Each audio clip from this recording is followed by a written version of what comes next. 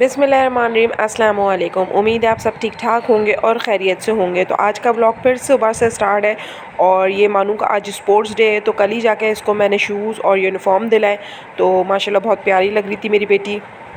और ये लोग स्कूल के लिए निकल रहे हैं बस। तो हस्बैंड मेरे जो है वो छोड़ कर आ गए थे स्कूल। और आज नाश्ते में जो है मैंने रात में बनाया था गोभी आलू, और फिर मैंने ये शामी कबाब और एक अंडा डाल के जो अंडा घोटाला टाइप बनता है ना वो कर लिया था, क्योंकि मुझे गोभी आलू बहुत पसंद है।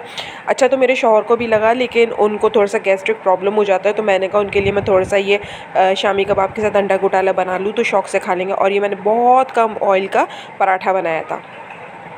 कुछ चीज़ ना आपके साथ शेयर करूँगी किचन के लिए लेकर आई थी मैं। एक तो मेरा चॉपिंग बोर्ड ख़राब हो गया था क्योंकि वो लकड़ी का था, और वो मेरे हस्बैंड ने ख़ुद मुझे बना के दिया था चॉपिंग बोर्ड जो है ना। लेकिन यह है कि वैसे तो वो ठीक था, लेकिन वो पानी लगने की वजह से, क्योंकि गोश्त वगैरह काटते हैं तो उसके बाद वो पानी से धोते हैं तो वो लकड़ी ख़राब हो गई। तो फिर मुझे ज़रूरत थी तो मैं जाके ये लेकर आई। और मैं जो है मेट्रो से कुछ बास्केट्स वगैरह और बोल्स लेकर आई थी, क्योंकि ये इस तरह से ना कबर्ड में चीज़ें रखी हुई बहुत मैसी लग रही हैं। सारे जितने भी ये शान के स्पाइसेस मसाले ये भी, और ये बच्चों के ना मेन्यू के वो आते हैं टेंडर पॉप्स वगैरह, तो उसके जो बॉक्सेस बच जाते हैं ना तो वो मैंने रख लिए थे। और मैंने उसके अंदर सारे जो है मसाले रख दिए थे कि एक तरफ ना जब उठाना हो तो एक साथ ही उठाएं, वरना अलग अलग होते हैं ना तो एक उठाओ तो 4 डिब्बे गिरते हैं। तो इसलिए मैंने इसमें रख दिए थे। लेकिन मैं मेट्रो गई तो मुझे वहाँ पे जो है ये कुछ चीज़ें समझ में आई, अच्छी लगी। बास्केट्स भी थी और बोल्स भी थे। तो मेरे मियाँ तो मैं जब भी प्लास्टिक का सामान लेती हूँ ना तो मुझे यही बोलते हैं कि तुमने क्या दुकान लगानी है, पहले इतना प्लास्टिक का सामान है।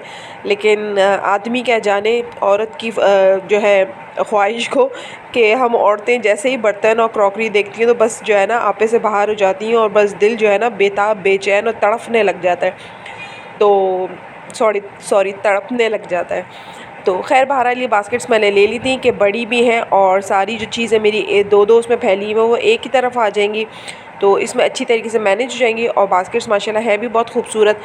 तो मेट्रो से मैंने ली हैं। और ये मुझे जो बोल्स आपको नज़र आ रहे हैं, ग्रीन वाला 300 का है, ब्लैक एंड वाइट जो है ये 200 का है, और बास्केट्स जो है ये 300 की हैं। तो बहुत इकोनॉमिकल जो है प्राइस में मुझे ये मिल गई थी, और बहुत अच्छी भी थी। तो मैंने फ़ौरन से ले ली, क्योंकि ऐसी आजकल महंगाई के ज़माने में जो है ना ये वाली बास्केट्स भी जो है कहीं कहीं तो ऐसा होता है कि 500 रुपये या 600 रुपये, जिसका जो दिल चाहता है वो प्राइस लगाए हुए होते हैं उसने।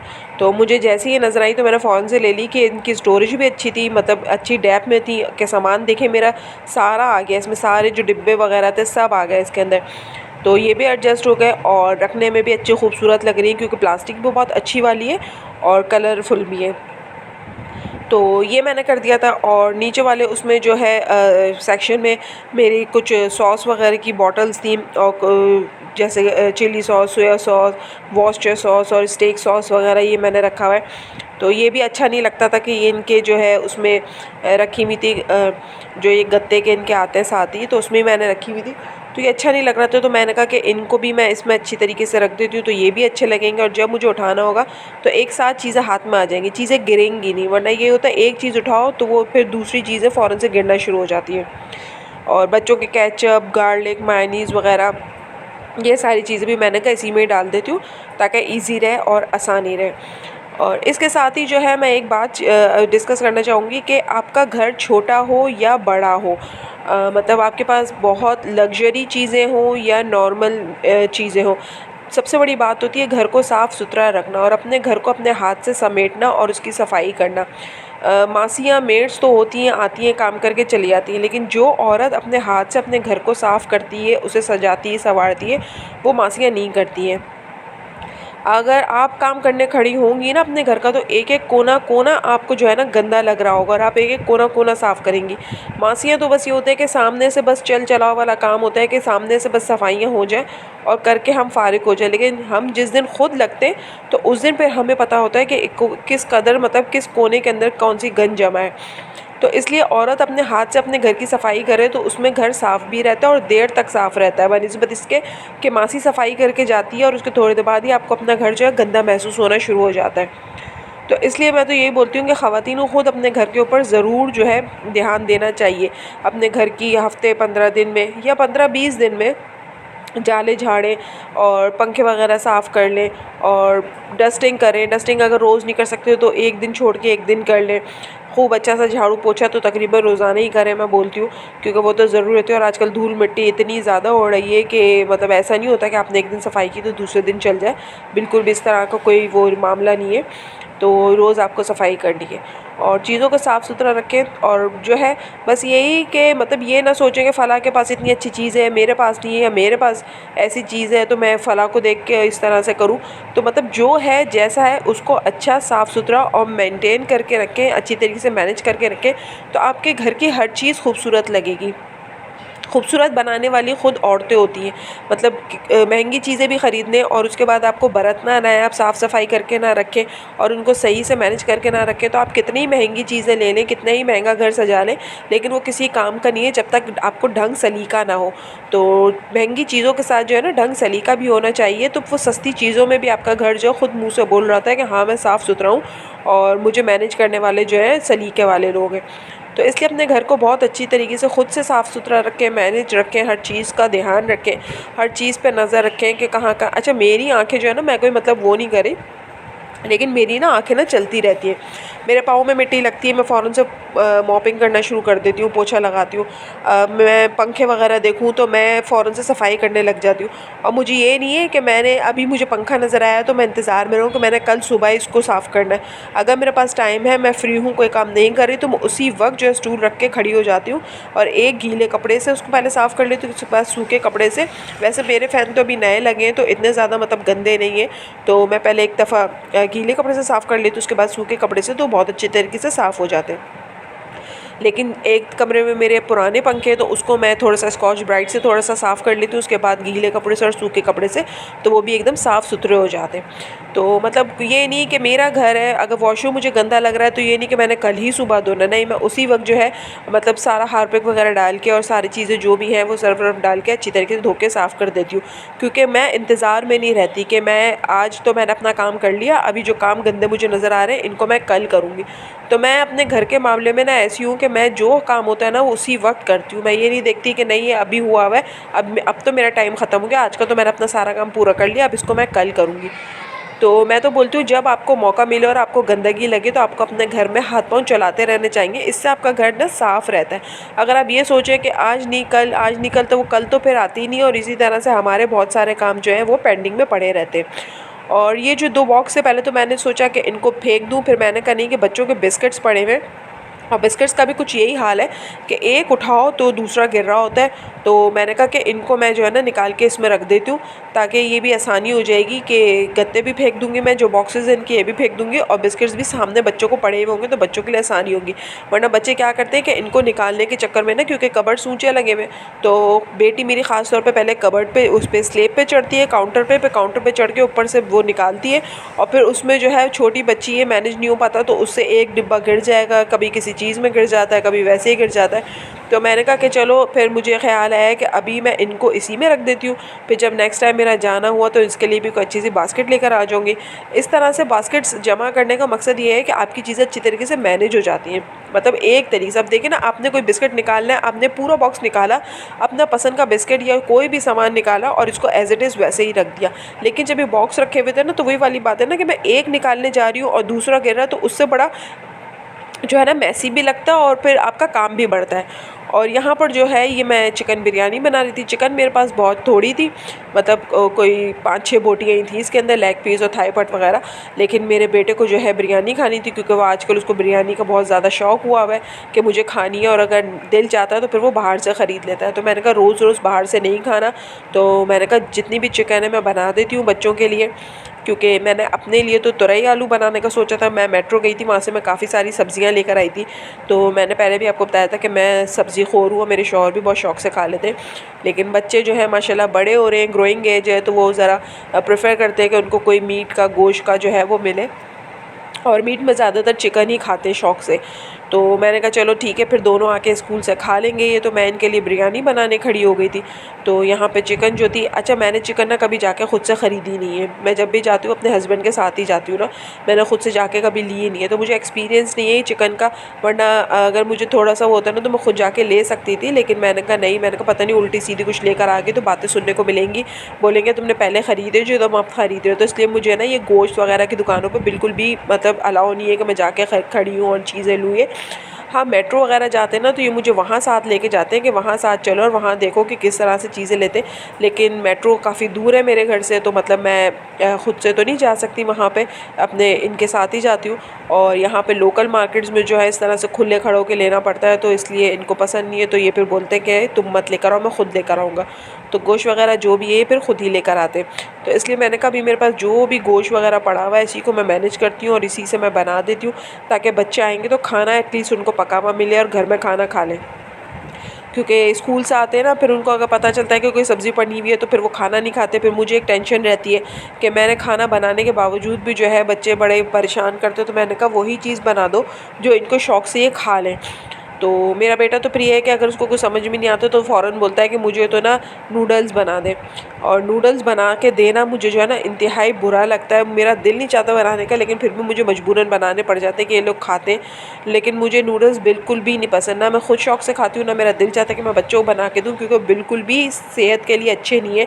मैदे के बने हुए होते हैं और काफ़ी दफ़ा तो डराया भी है मेरा बेटा उसको। अच्छा, बेटी ना इतना नहीं खाती, लेकिन जब वो देखती है ना कि भाई खा रहा है तो फिर उसको जो है ना एक वो होती है कि आपने इसको तो बना के दे दिया, मुझे नहीं बना के दिए। तो उसके चक्कर में ना फिर उसको भी बना के देने पड़ता है, वरना उसको इतने याद नहीं आते कि मुझे नूडल्स खाने। लेकिन जब भाई को देखती है ना तो उसको फ़ौरन से होता है कि इसको तो आपने बना के दे दिया, अब मुझे नहीं बना के दी, फिर उसको भी बनाने पड़ते हैं। जबकि मैं अपने बेटे को ना इतना डराती भी हूँ। और ये 2-4 काफ़ी दफ़ा जो है फ़ेसबुक वगैरह पे ये देखा भी है कि जो बच्चे ज़्यादा नूडल्स वगैरह खाते हैं तो उनके कैसे स्टमक के अंदर वो जाके जो है एक बंच सा बन जाता है, जम जाते हैं और फिर ऑपरेशन होता है। पता नहीं वो कि सच है कि नहीं है, लेकिन फिर भी मैं डराने की कोशिश करती हूँ कि मत खाओ।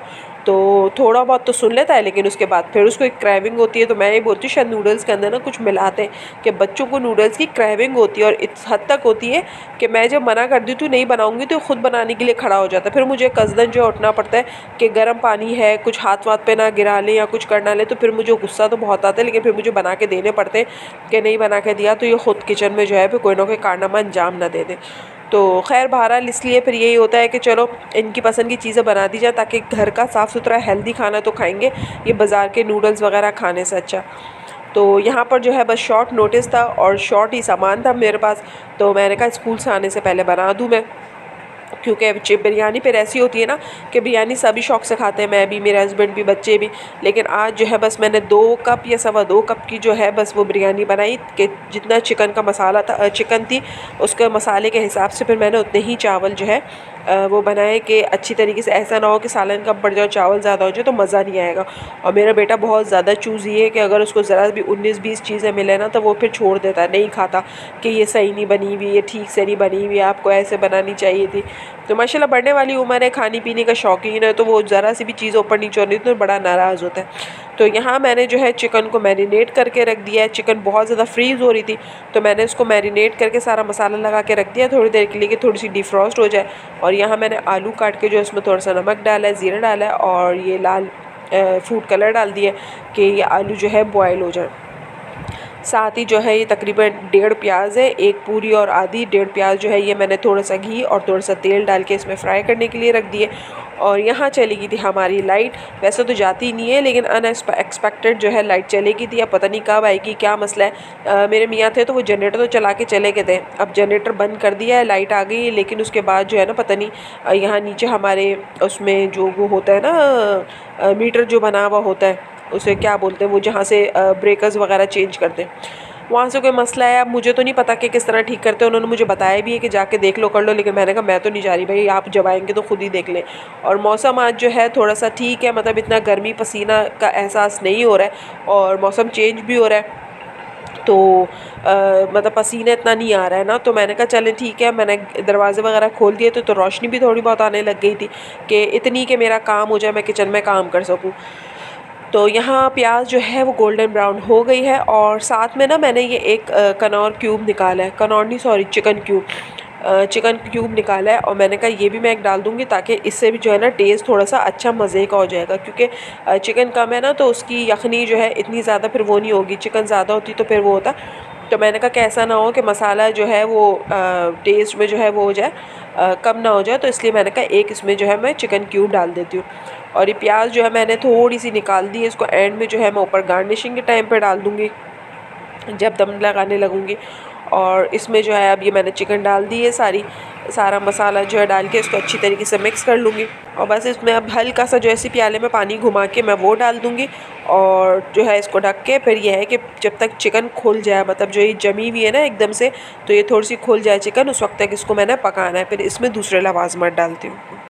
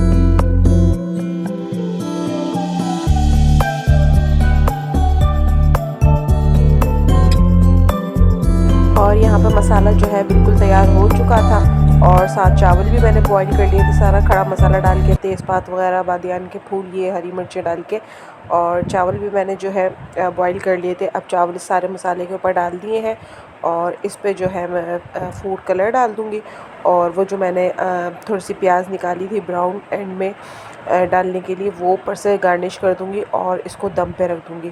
तो बिरयानी जो है वो तैयार है और बस अब बच्चों के स्कूल से आने का इंतज़ार है कि वो आएंगे तो इंशाल्लाह फिर उनको गरम गरम बिरयानी सर्व कर दूँगी। तो कैसा लगा आपको मेरा व्लॉग मुझे ज़रूर बताइएगा, और अगर मेरे चैनल पे नए हैं तो लाइक सब्सक्राइब शेयर ज़रूर कीजिएगा। मुझे रखिएगा दुआओं में याद, अपना रखिएगा बहुत सारा ख्याल। फिर इंशाल्लाह आपके साथ नई वीडियो के साथ मुलाकात होगी। जब तक के लिए अल्लाह हाफ़िज़।